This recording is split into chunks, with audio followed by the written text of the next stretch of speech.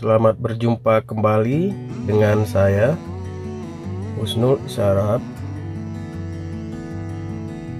Esos MSI, pengajar ilmu politik di Fakultas Ilmu Sosial dan Ilmu Politik Universitas Sumatera Utara. Materi ilmu politik yang akan kita bahas kali ini adalah berkaitan dengan teknik penulisan ilmiah, yaitu tentang elipsis dan interpolasi.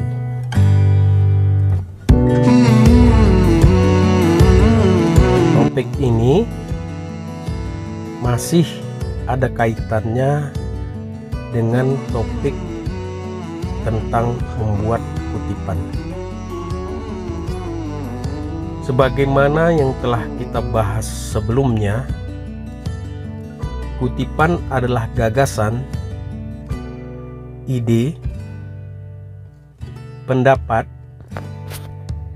yang diambil dari berbagai sumber,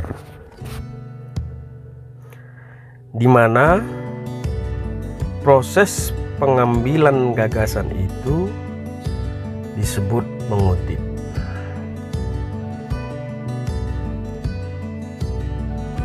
Gagasan itu bisa diambil dari kamus, ensiklopedi, artikel, laporan, buku, majalah, undang-undang, maupun bahan-bahan lain yang ada di internet. Kutipan juga bermakna pengambil alihan suatu kalimat atau karya dari karya tulis lain untuk memperkokoh atau melengkapi argumen di tulisan. Secara umum, ada dua teknik kutipan. Pertama, kutipan langsung, dan kedua adalah kutipan tidak langsung. Namun, hanya teknik kutipan langsung saja yang berkaitan dengan topik pembelajaran hari ini, yaitu elipsis dan interpolasi. Sementara kutipan tidak langsung tidak dapat menggunakan teknik ini. Sebagaimana telah kita bahas pada pertemuan sebelumnya, kutipan langsung adalah kutipan yang berasal dari sumber tertentu yang harus sama dengan aslinya, baik susunan kata-katanya maupun tanda bacanya.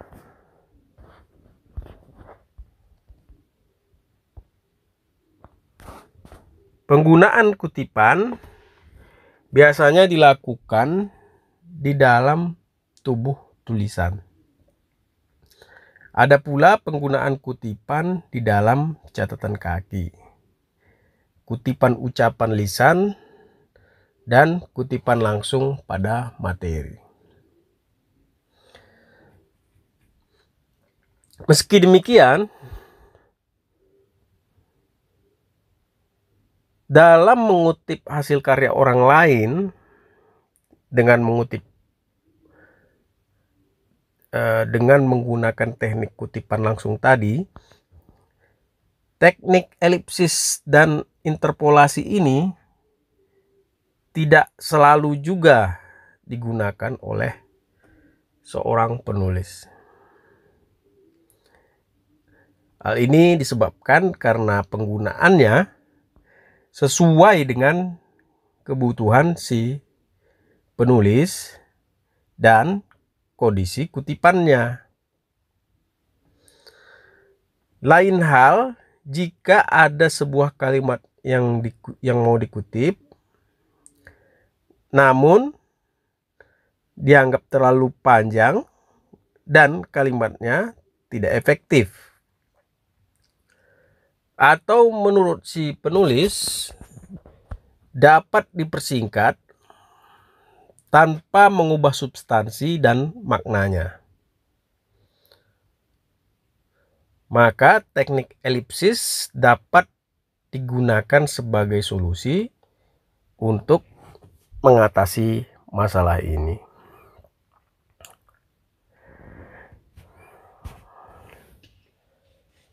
Apa itu elipsis?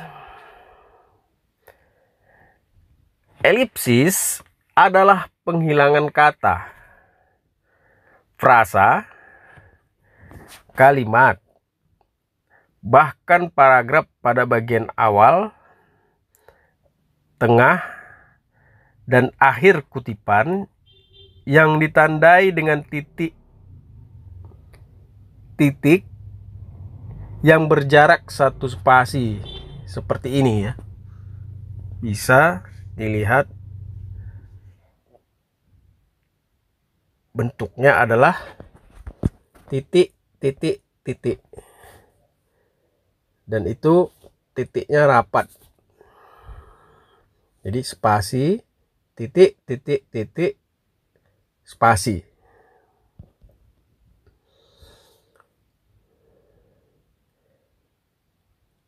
Contoh elipsis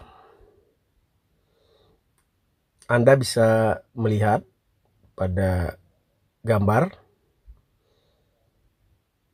Saya akan bacakan. Ilmu politik mempelajari kekuasaan dalam masyarakat, spasi, titik, spasi, yaitu sifat hakiki, dasar, proses-proses, ruang lingkup, dan hasil-hasil. Fokus perhatian seorang sarjana ilmu politik, spasi, titik,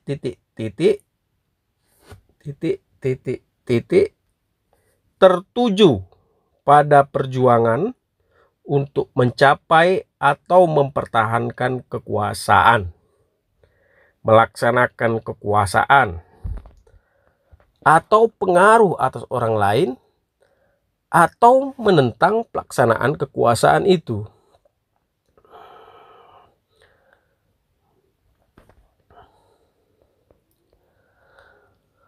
Pada contoh itu yang telah saya bacakan tadi, kita dapat melihat ada kalimat yang sepertinya dipisahkan oleh beberapa titik.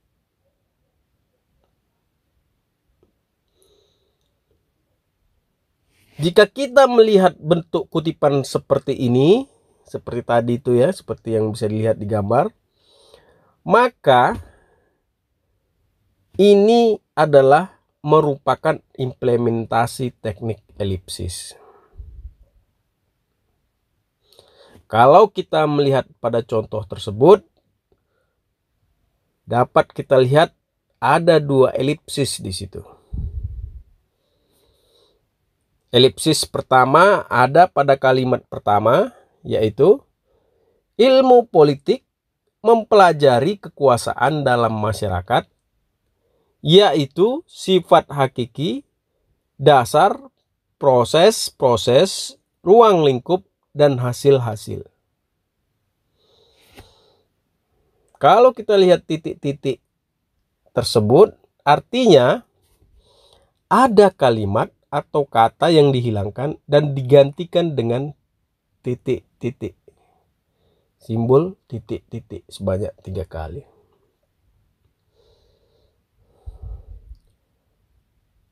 Yang tidak dihilangkan itu merupakan kutipan langsung. Jadi itu merupakan kalimat asli dari buku yang kita kutip.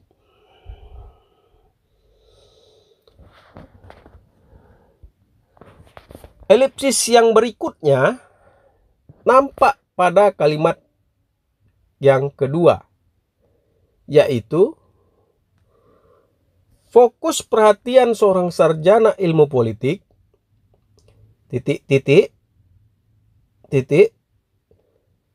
tertuju pada perjuangan untuk mencapai atau mempertahankan kekuasaan, melaksanakan kekuasaan atau pengaruh atas orang lain, atau menentang pelaksanaan kekuasaan itu.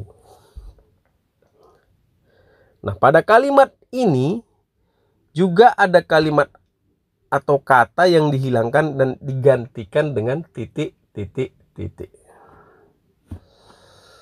Titik sebanyak 3 kali dan diberi jarak 1 spasi di antara titik awal dan titik akhir dari titik-titik tersebut.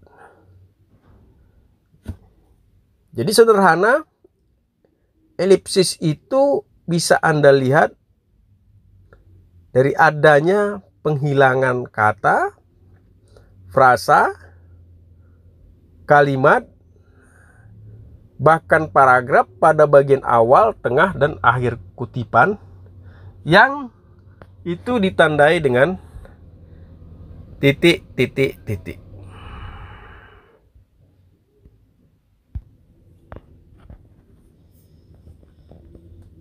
Selanjutnya, dalam membuat kutipan langsung ini, kadangkala ditemukan beberapa kesalahan penulisan pada kalimat asli yang akan dikutip oleh si penulis. Ini menjadi dilema karena satu sisi si penulis harus bertanggung jawab penuh terhadap ketepatan dan ketelitian kutipan. Namun pada sisi lain, penulis menemukan kesalahan pada kalimat asli yang akan dikutip.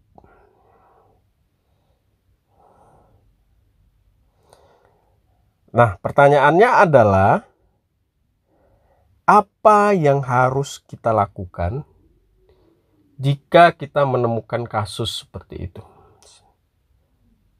Misalnya kita sebagai penulis tentunya. Jika kita misalnya sebagai penulis sedang membuat karya ilmiah, tulisan, lalu kita menemukan kalimat yang mau kita kutip, ada kata-kata yang salah ketik misalnya, paling sederhana itu ya, salah ketik misalnya. Maka pertanyaannya, apa yang kita lakukan?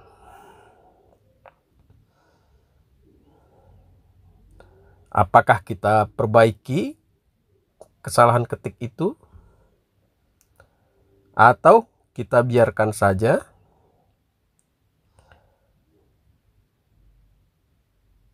Atau bagaimana?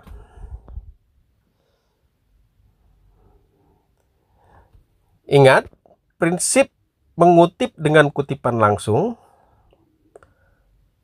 yaitu kita tidak boleh mengubah kalimat yang ada. Namun demikian, jika diperlukan, kita boleh mengubah kalimat dengan mengikuti kaidah yang ada. Tadi saya sudah jelaskan teknik dengan teknik elipsis. Nah, sekarang adalah yang akan kita bahas, yaitu teknik interpolasi.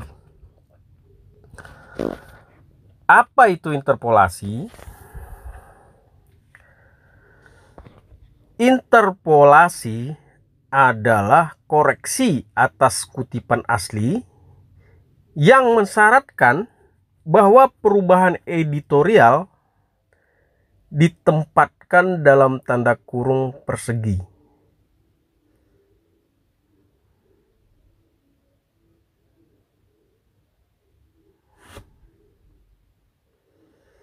Jika kutipan tetap dibuat seperti aslinya, maka setelah kata salah tersebut digunakan kata Latin sic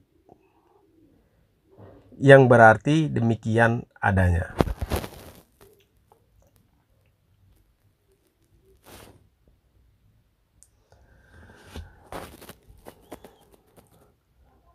Namun demikian, sebenarnya ada 3 kegunaan dan fungsi interpolasi, yaitu 1. Menunjukkan kesalahan penulisan. 2. Memperbaiki kesalahan penulisan. 3. Memperjelas kalimat yang perlu diperjelas. Ya, saya ulangi. 3 jenis fungsi atau kegunaan interpolasi, yaitu menunjukkan kesalahan penulisan, memperbaiki kesalahan penulisan, memperjelas kalimat yang perlu diperjelas. Nah, ketiga fungsi ini tidak melekat pada satu teknik, melainkan berbeda-beda, lain fungsi, lain teknik. Jika kita bahas yang pertama ya, jika kita mau menggunakan fungsi menunjukkan kesalahan penulisan pada teknik interpolasi, maka maksudnya kita itu, kalau kita itu sebagai penulis ya, maka seorang penulis perlu menegaskan bahwa kesalahan memang berasal dari si penulis asli. Ya, tentu saja dari kalimat yang mau kita kutip. Apa yang kita lakukan, apa yang penulis lakukan adalah menunjukkan kesalahan yang terdapat pada kalimat tersebut atau kata yang ada di kalimat tersebut, sekaligus memberi pesan bahwa kesalahan pada kalimat tersebut diketahui si penulis. Namun, si penulis memutuskan tidak memperbaikinya. Ya, jadi yang pertama adalah menunjukkan kesalahan penulisan. Artinya kita mau memberitahu pembaca bahwasanya apa yang kita kutip itu yang terdapat kesalahan ketik bukan karena kesalahan kita, tapi karena kesalahan si penulis asli atau si penulis buku yang kita kutip, namun kita tidak ingin memperbaikinya. Artinya kita mau menunjukkan apa adanya bahwa itu kesalahan si penulis buku yang kita kutip. Bagaimana caranya? Nah, caranya bisa kita lihat pada contoh. Contohnya akan saya bacakan sebagai berikut. Ilmu politik mempelajari kekuasaan dalam masyarakat, yaitu sifat hakiki, dasar, proses-proses, ruang lingkup, dan hasil-hasil. Fokus perhatian seorang sarjana ilmu politik tertuju pada perjuangan untuk mencapai atau mempertahankan kekuasaan. Lalu buka kurung persegi, sic, tutup kurung persegi, koma, melaksanakan kekuasaan atau pengaruh atas orang lain atau menentang pelaksanaan kekuasaan itu.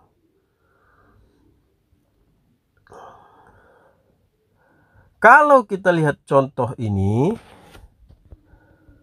maka terdapat penulisan pada kata kekuasaan yang ditulis dengan 3 huruf A. Jadi harusnya kekuasaan itu 2 huruf A di belakang, di sebelum N. Tetapi ini ada 3 hurufnya yang digunakan secara berurut berjajar gitu ya. Jadinya kalau dibaca kekuasaan.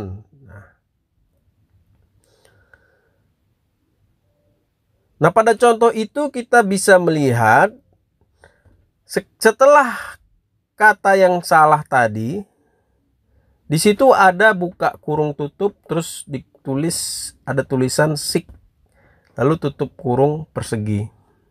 Buka kurung persegi, sik, tutup kurung persegi. Ini adalah teknik ataupun implementasi teknik interpolasi. Buka kurung persegi, sik, tutup kurung persegi memberikan pesan atau kode kepada pembaca bahwa kesalahan penulisan kata kekuasaan itu diketahui oleh si penulis atau orang yang mengutip, namun sengaja tidak diperbaiki karena mempertahankan keaslian kutipan. Jadi itu adalah fungsi teknik interpolasi yang pertama, yaitu menunjukkan kesalahan yang ada pada tulisan yang kita kutip. Fungsi kedua yaitu memperbaiki kesalahan penulisan.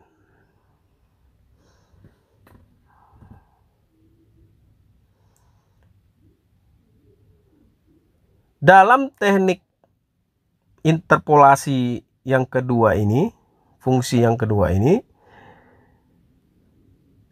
seorang penulis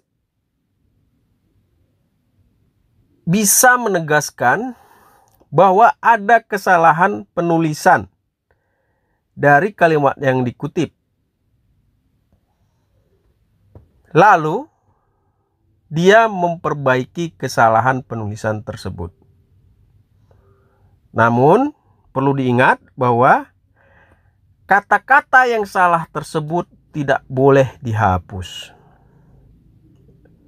Tujuannya tetap agar keaslian kutipan tetap terjaga dan pembaca mengetahui bahwa ada kata yang salah pada kalimat tersebut. Dan itu diketahui oleh si penulis, di mana si penulis memutuskan untuk memperbaikinya. Jadi beda dengan fungsi interpolasi yang pertama tadi, di mana penulis tahu ada yang salah, tapi dia biarin aja, tapi dia tunjukkan kesalahan itu, dia supaya orang tahu bahwa memang kesalahan itu ada di si penulis buku yang dikutip. Sementara pada fungsi yang kedua ini memperbaiki kesalahan penulisan,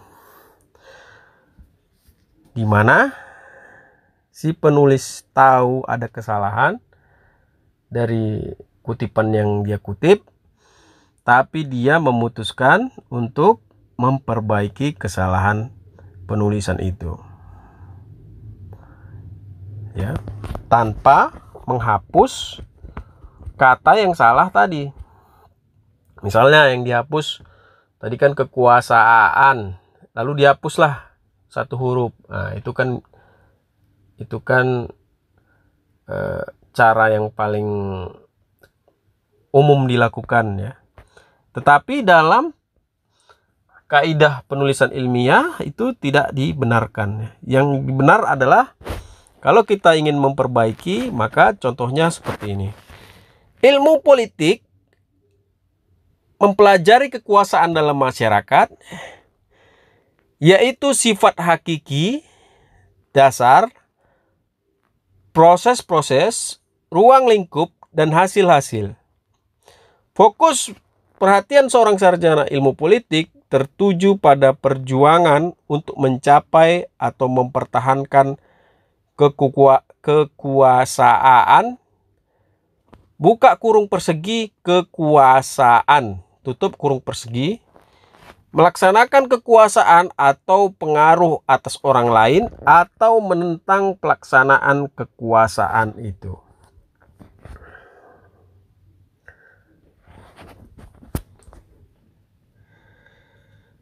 Kalau kita lihat contoh ini,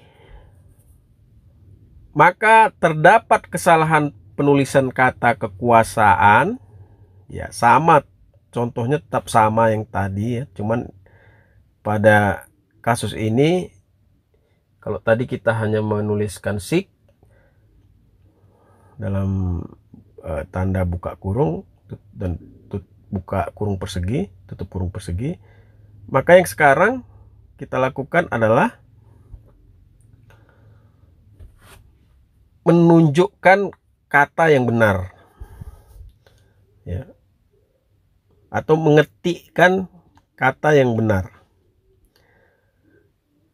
Jadi setelah kata kekuasaan yang atau kata kekuasaan yang salah tadi, maka kita dapat melihat di situ ada kata kekuasaan namun dalam tanda kurung peta ya. Kata kekuasaan dalam kurung peta, kurung persegi, setelah kata kekuasaan yang salah tadi, itu menunjukkan implementasi teknik interpolasi yang fungsinya adalah sebagai perbaikan atas kesalahan dengan cara tadi menyelipkan informasi tentang kata yang benar atau apa yang seharusnya. Jadi berbeda dengan yang pertama, kita memperbaiki kesalahan tanpa mengubah kata apa yang salah tersebut.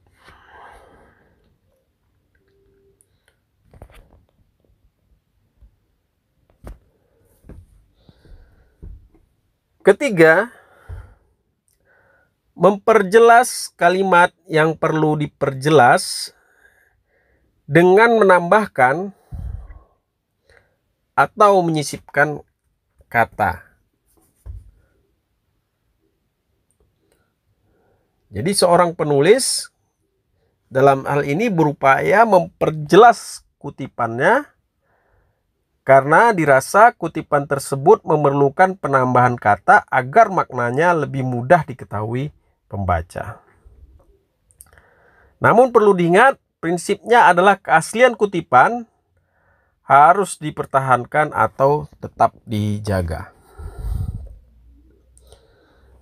Contoh fungsi interpolasi yang ketiga, memperjelas kalimat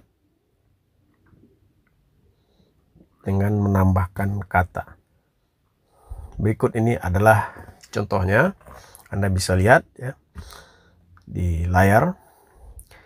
Ilmu politik mempelajari kekuasaan dalam masyarakat, yaitu sifat hakiki, dasar, proses-proses, ruang lingkup, dan hasil-hasil. Fokus perhatian sarjana ilmu politik tertuju pada perjuangan untuk mencapai atau mempertahankan kekuasaan, buka kurung persegi, tutup kurung persegi, kekuasaan, melaksanakan kekuasaan atau pengaruh atas orang lain, atau menentang pelaksanaan kekuasaan itu, buka kurung persegi, politik, tutup kurung persegi.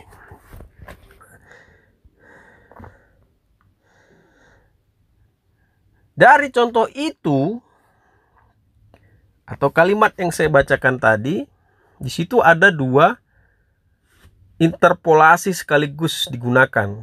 Yang pertama untuk memperbaiki kesalahan. Yang kedua adalah fungsi yang ketiga untuk memperjelas makna maksud. Jadi kata politik berfungsi memperjelas kata ganti itu ya. Tadi kan kekuasaan itu. Lalu kita tambah di situ maksudnya adalah kekuasaan politik. Jadi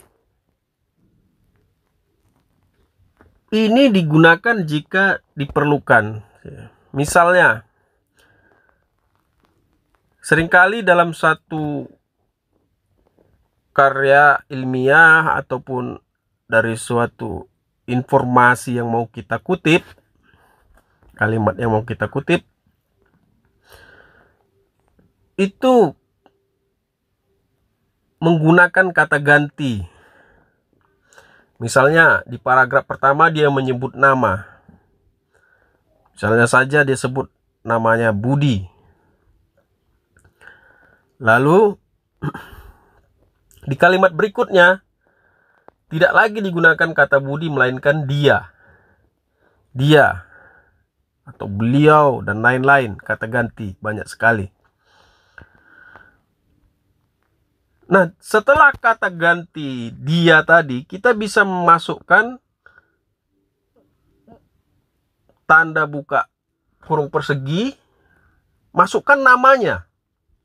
Misalnya tadi Budi, maka kita masukkan Budi di situ, lalu tutup kurung persegi. Nah, dengan adanya keterangan ini, maka orang paham siapa yang dimaksud dengan dia.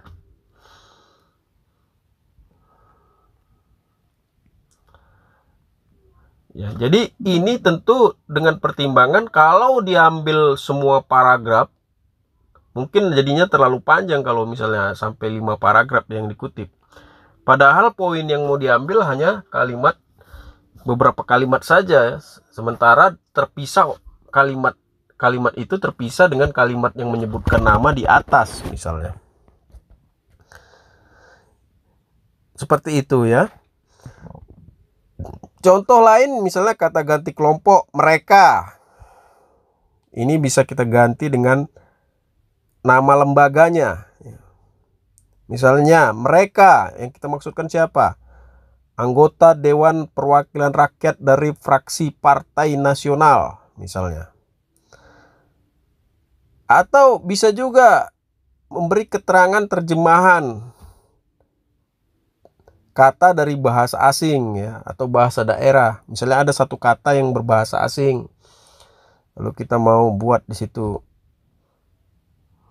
maknanya atau bahasa daerah lah khususnya ya. Kalau bahasa asing kan, oh ya bisa juga sih bahasa asing ya, karena ini kutipan langsung ya. Beda dengan kalau ditulis biasa kan dia cukup tanda kurung miring ya. Tapi ini dalam teknik interpolasi karena ini kutipan langsung, kita harus tetap pertahankan keaslian. Jadi tetap menggunakan buka kurung persegi.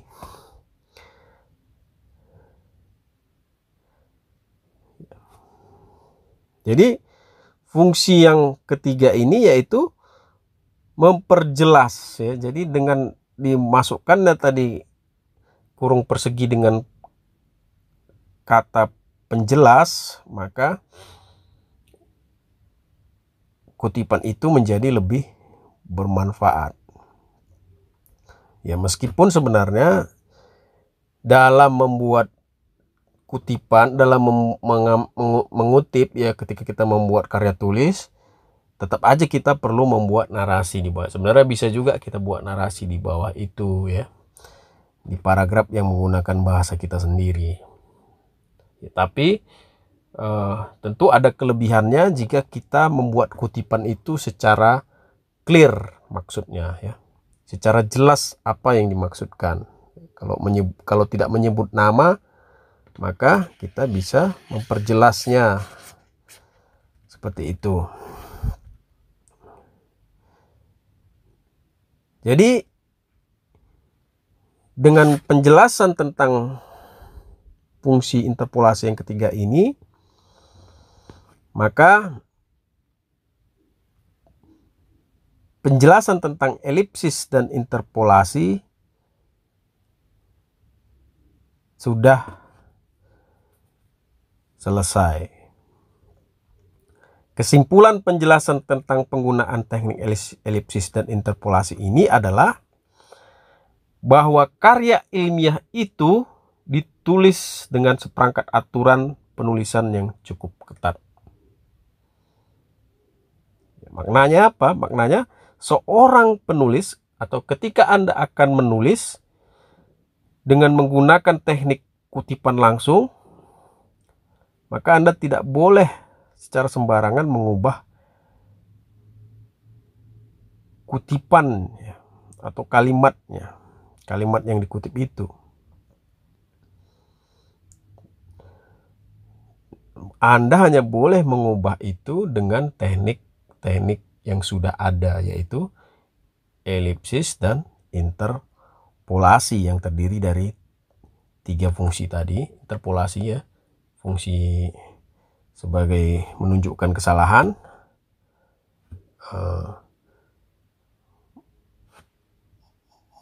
yang kedua itu memperbaiki kesalahan, dan yang ketiga memperjelas, memberikan keterangan ya, atau memperjelas kutipan.